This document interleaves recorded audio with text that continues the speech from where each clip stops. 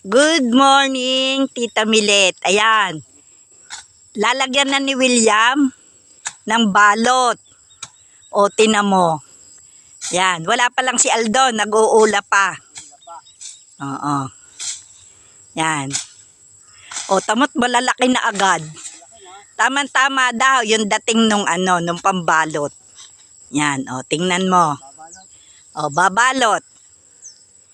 O. Pag daw may 65 alak yun, Tita Milet. Oh, sige, ayan, yan pala, nilalagyan ng stapler. Maigit ako may stapler. Yan pala ganyan. Sige. Ayan. Yan ang eksperto yan sa ng paghalaman. Huwag lang talagang masira. Huwag lang tamaan. Yung pala hindi dapat tatamaan ng tangkay ng mangga paglalagay ng stapler. Ayan. Ay alisin mo yan. Ay sige, anuhin mo na. May inalis na, nasira.